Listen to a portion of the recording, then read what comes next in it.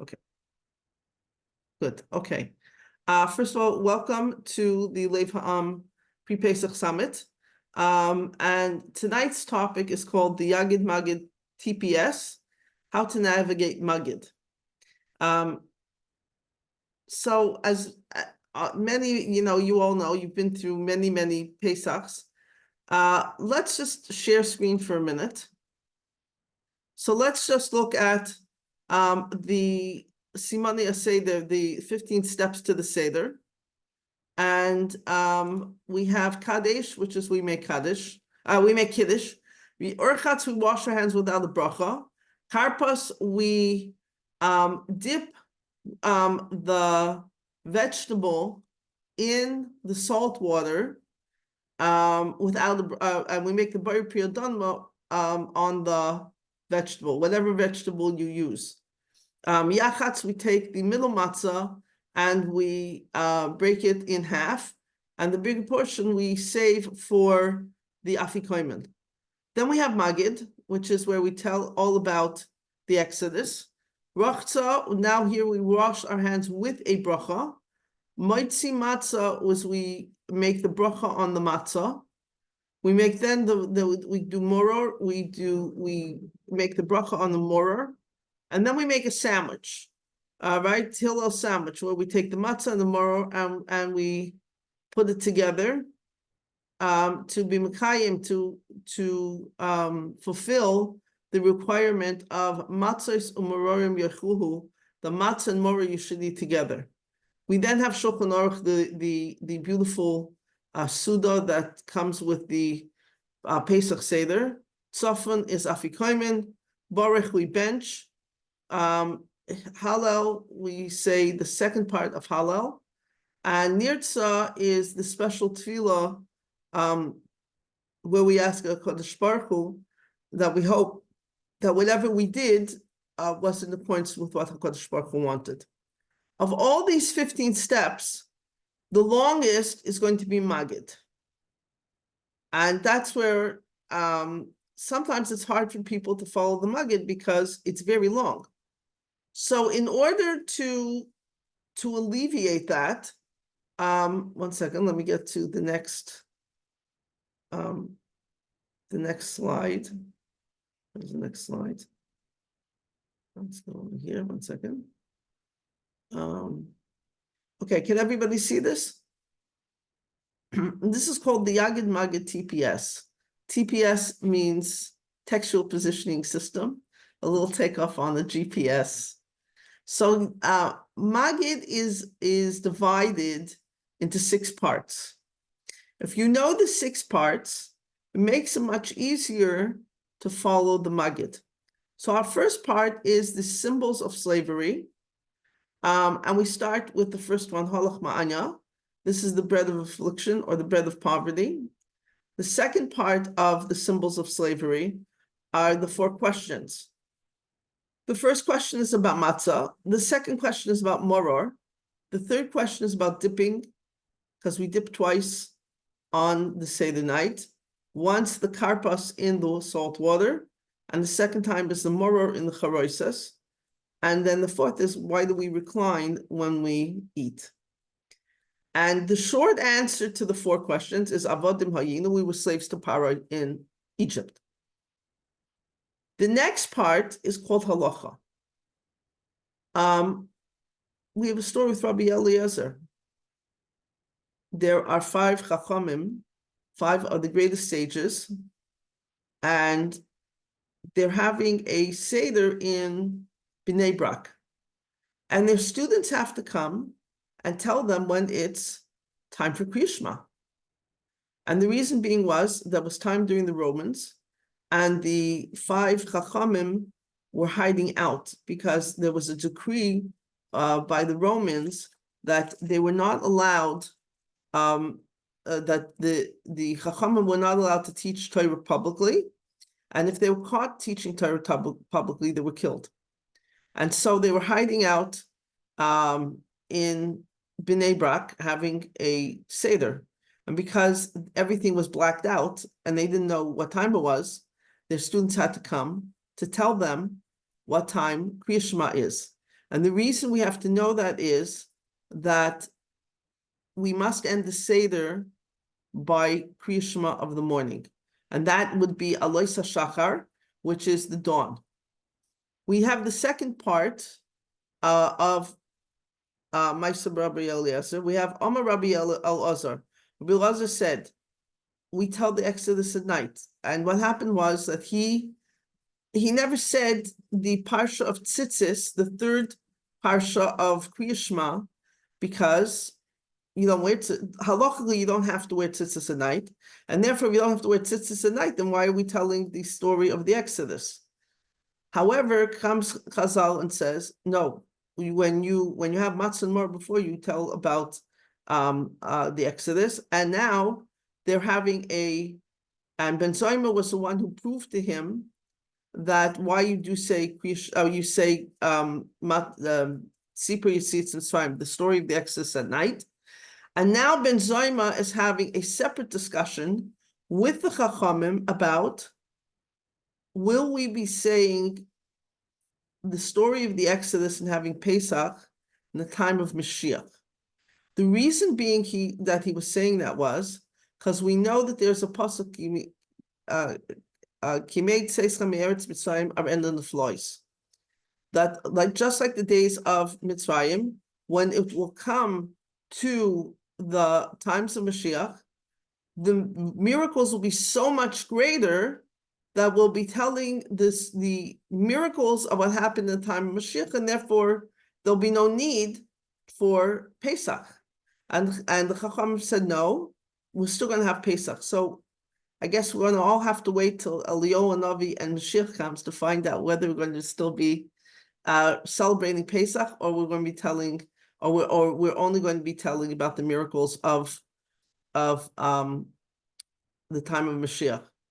And I think that Matzah Shabbos, of what we all lived through here in Eretz Yisrael, was definitely a portent to the Aren on the Flois.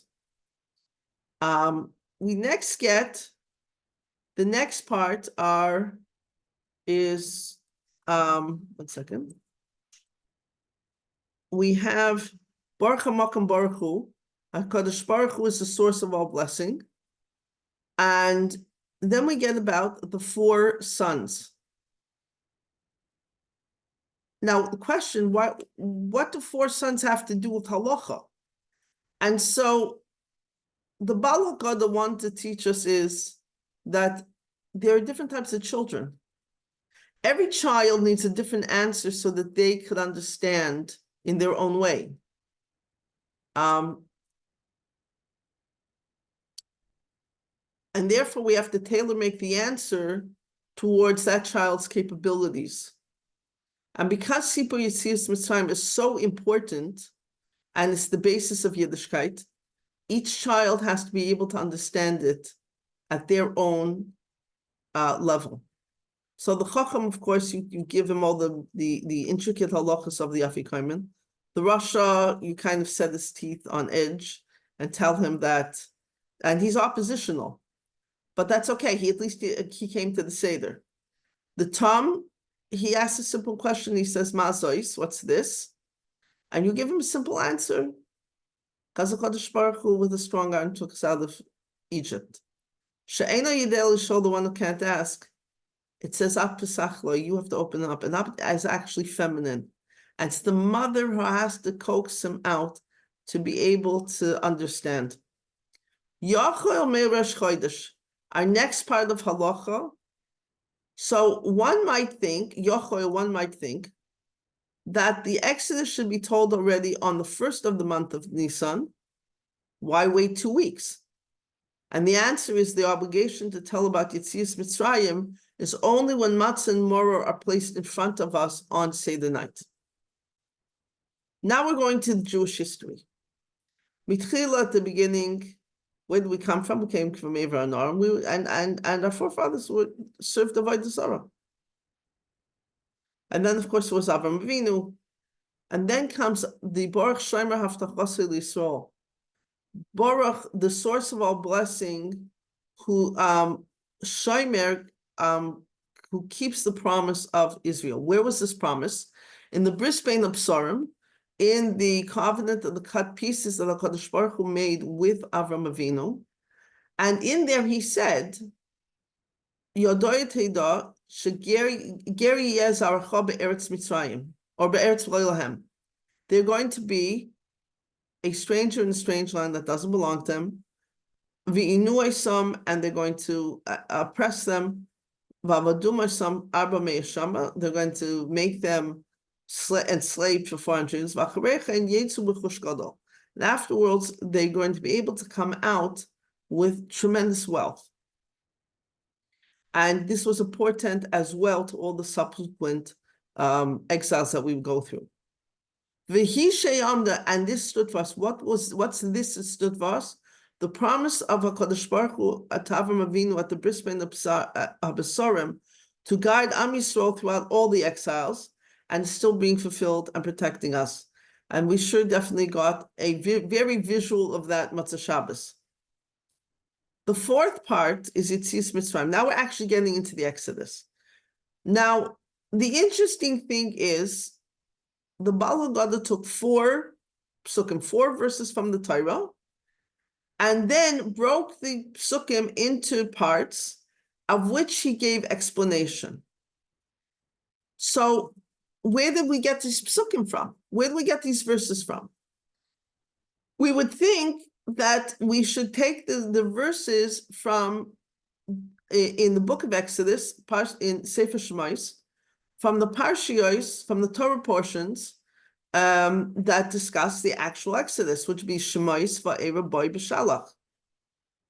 Right? We have 4 Parshios. And the interesting thing was, the Baal HaGada did not take it from there, but he took it from psukim in the book of Devarim, the book of Deuteronomy, in Parshas Kisavai. And in Parshas Kisavai, at the beginning of Kisavai, when you will come to the land, you're going to have a mitzvah called Bikurim, the first fruits. Why did HaKadosh Baruch Hu give us the mitzvah of the first fruits? Because here HaKadosh Baruch Hu settled us in the land, and in order to show Hakaras HaTorah, in order to show appreciation to HaKadosh Baruch Hu for this beautiful bounty that we have, we bring the first fruits to the Beis HaMikdash as part of that expression, and it is halacha l'maaseh.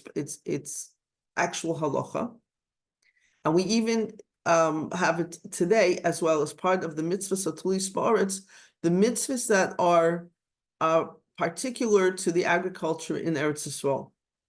So we're taking these psukim from there. So the question is why? And the answer is because the first basis, before we get into any mitzvah, before we get into any discussion of Torah, a person first has a base of emunah, has to have a base in belief and trust in the Kodesh Baruch Hu. And that base is called Hakaras HaTorah. It's called appreciating what we have. And of course, the first appreciation is always to Kodesh Baruch Hu, because the Kodesh Baruch Hu gives us life. So basically, we take the psukim from there. The first pasuk has 6 parts. The second pasuk has 3 parts. The third pasuk has 5 parts. And the fourth pasuk has 6 parts. This takes quite a while to say. And once we have actually said that, we've really said the bulk of the story of the Exodus, of Yetzias Mitzrayim. We then get into the makkos, the plagues. First, we talk about the blood, the fire, and the columns of smoke. We get another explanation to this, and then we get the 10 plagues. We get Rabbi Yehuda's acronym of the place, the Tzach Adash B'Achav. And then we get something very interesting.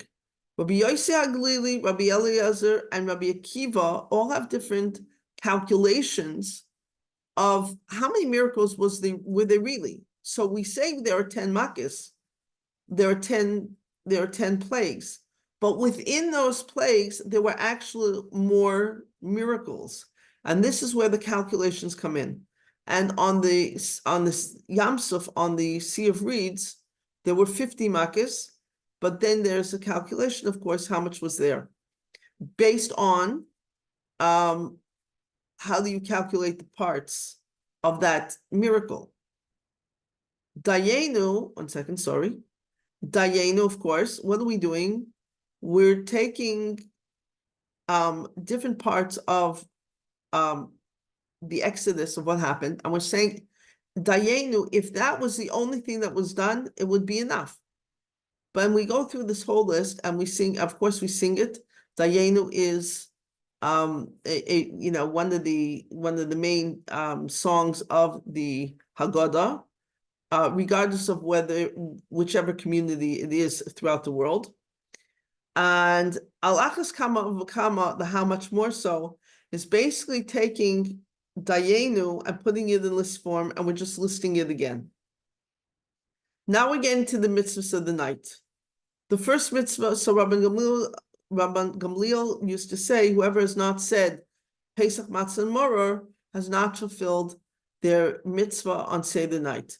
And then we go into each one. Pesach is the Korban Pesach, the Paschal Lamb, which we do not have today, but and is represented on the Seder plate as the Zroya of the either the shank bone or the neck bone or the flegel, the wing, depending on what your custom is.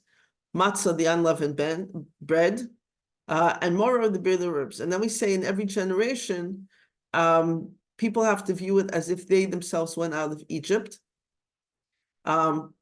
which is part of the mitzvah of that we should feel it ourselves, because then it's relevant to us.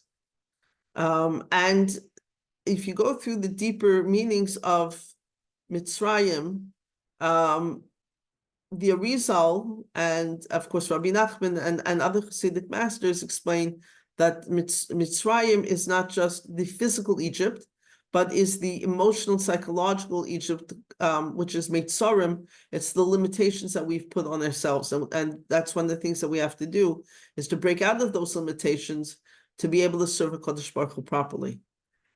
And now we go on to the sixth part, which is Lefichach, therefore, right? We have to praise the Kodesh Baruch Hu for everything that happened in the Exodus, which was everything that we just told about. We get into the first two paragraphs of Hallel, Hallelujah, and when Bnei Yisrael went out of Egypt, the B'tzei Yisrael Mitzrayim. And then we get into the bracha of Go'al Yisrael, that the Kodesh Baruch Hu had redeemed Israel. And then, of course, the second bracha, which is on the second cup of wine. And that's basically Magid. And when a person has this guide, it makes it much easier to be able to fill the mitzvah of Magid. The more organized any information is, it's easier to follow. And all the more so for Magid, when we have such a major mitzvah of telling over the story of the Exodus, of Sipur Yetzias Mitzrayim, it's wonderful to say all the words in the Magid. But in order to internalize it, and in order that we really truly understand it, we really have to understand its parts, and we have to understand what was behind the Baal HaGodah's intentions in order to do it in this order. Let me stop sharing. I hope that made it easy for people to be able to follow the Magid. And I hope it will make it easier so that when you get to your Seder, you can navigate now the Magid much easier, and I hope it will enhance your Yontif and the enjoyment of your Yontif and the enjoyment of saying all the parts of the Seder. Does anybody have any questions? Thank you, Frimet. God bless you. Okay. Okay, you're welcome, Chana. Okay, anybody else or a comment that you'd like to say?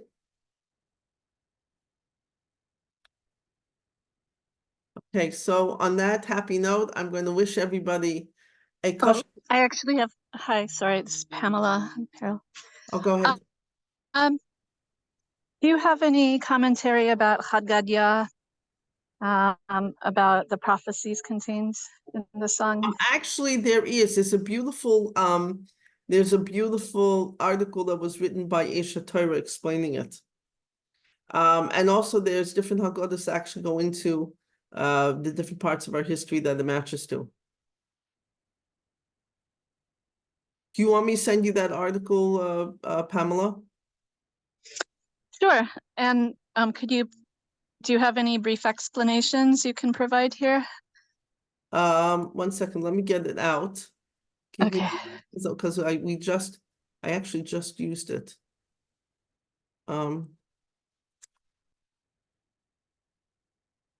Here it is. Okay. Let me get it out. Okay, let's do a share screen.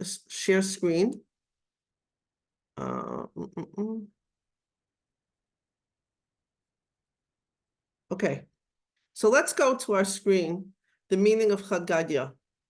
And this is according to the Vilna Gaon's interpretation of the Chad Gadya, of how he explains it.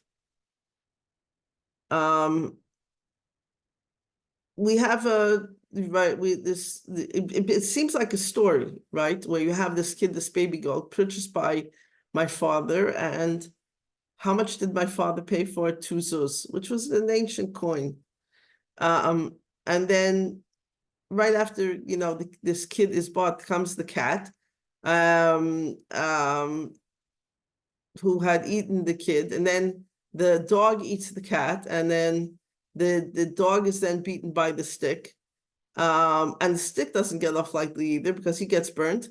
And then the fire gets doused with water, and then the water gets lapped up by the ox.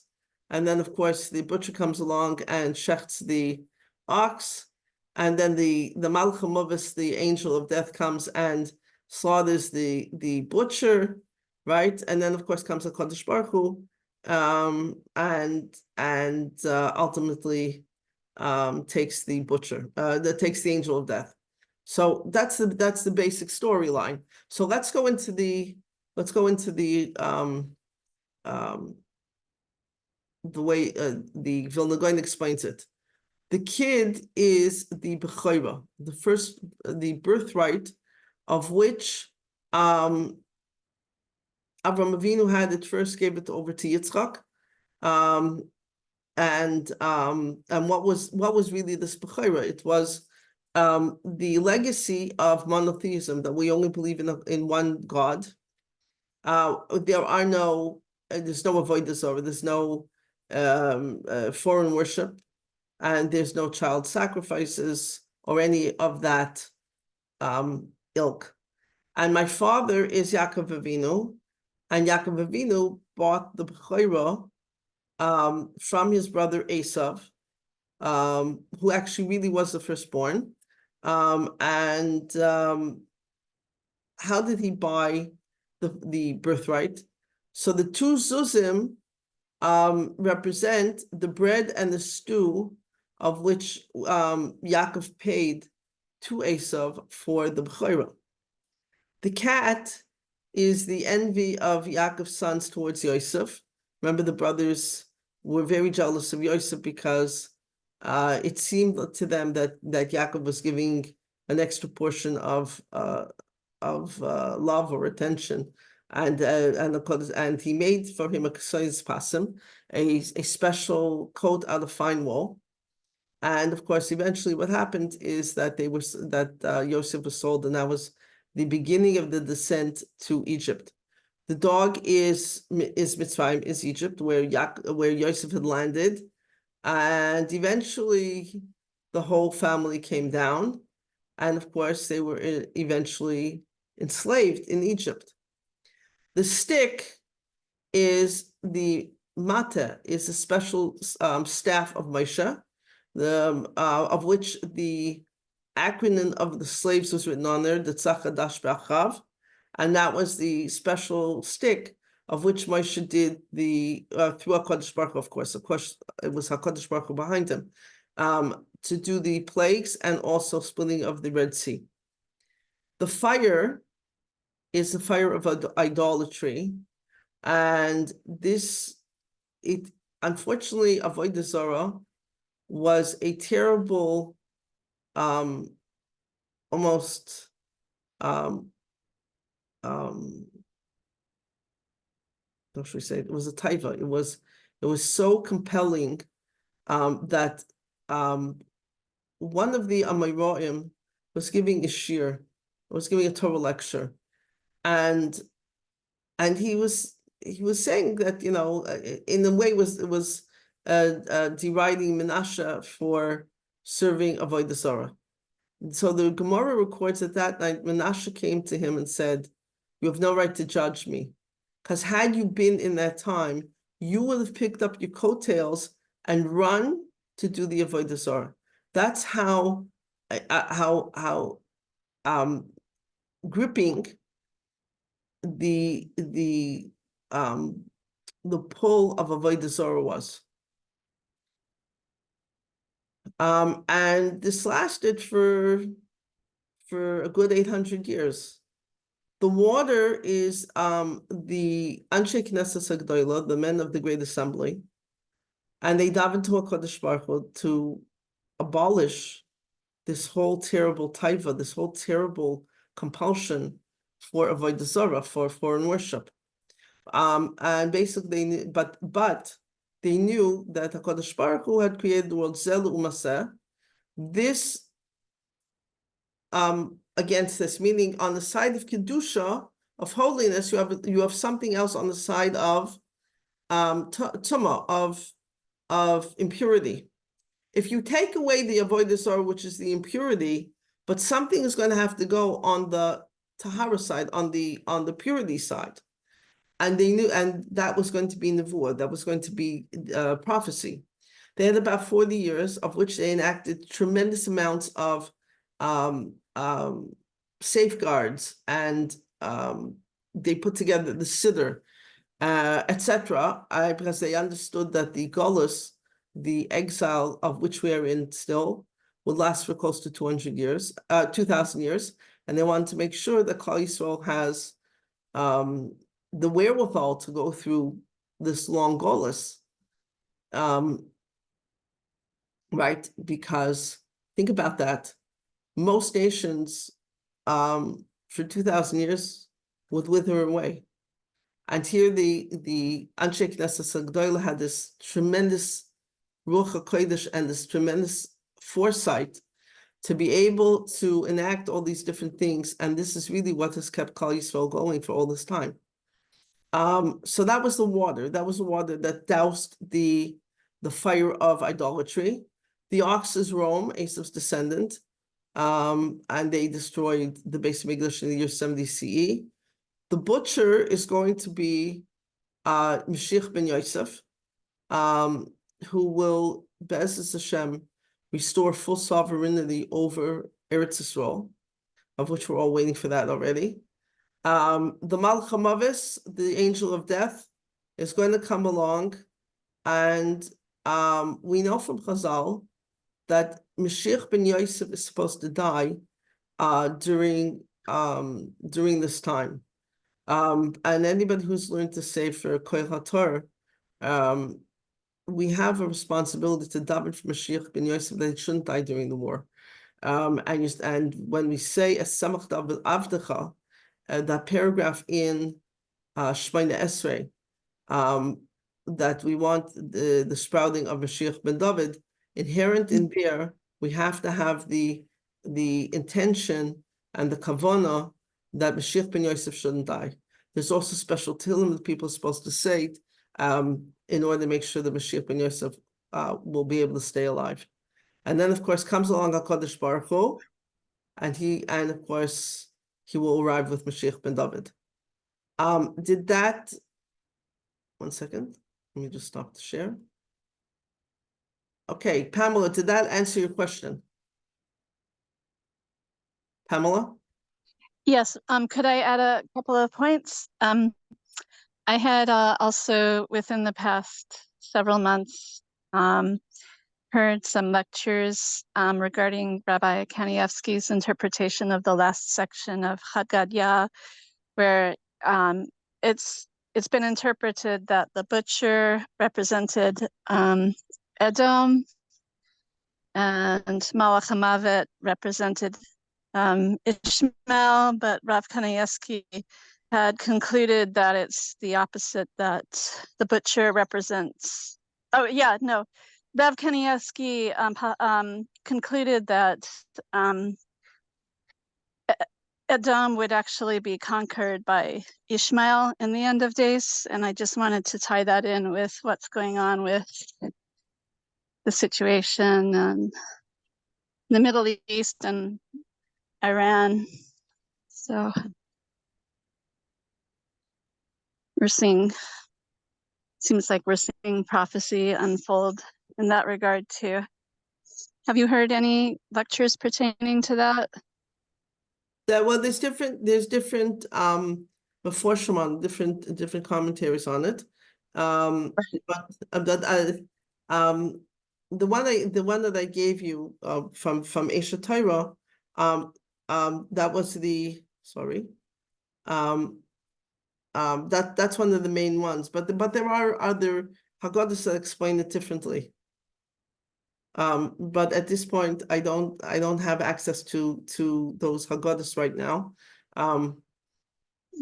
So I apologize. Thank you for taking the time. Thank you for taking your time to give all the extra explanations. You're welcome. Okay.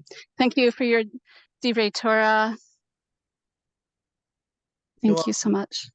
So I hope that the Yagid Magid TPS made it easier to follow the Magid.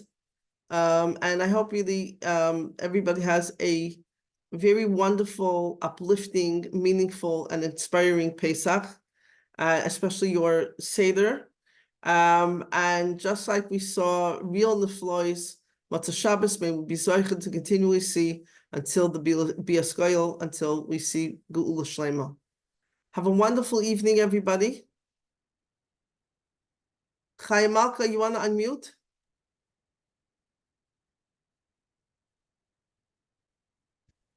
Thank you. I just want to say amen. Oh, okay. Okay. Okay. Have a wonderful. I just after seeing some, I think it was on the chat about how it was miraculous. We know it was miraculous, but I was surprised that I wasn't hearing, it was last night and the night before about, the establishment, whatever. And when I read one thing, I was like, okay. I'm so happy that someone, that we heard some technical miracles, and it just it's like at the end, I think it said, it's like we should be all dancing in the streets. We will. Don't worry. Well, Malka, everybody will catch on. Okay. I'm going to be good. Thank you. Have a Lila Tov. And are we getting together tomorrow? Like, or we're not, yeah. Mr. Shem, because Karen has a special program for tomorrow. Karen, right. Okay, yeah. Okay. And the Nishmat, we're gonna say Nishmas is gonna be regular also. Okay, good. Okay, I couldn't come on today, Okay. but I'm gonna try to make it up before I go to sleep. Lila Tov. Okay, let me just Thank you so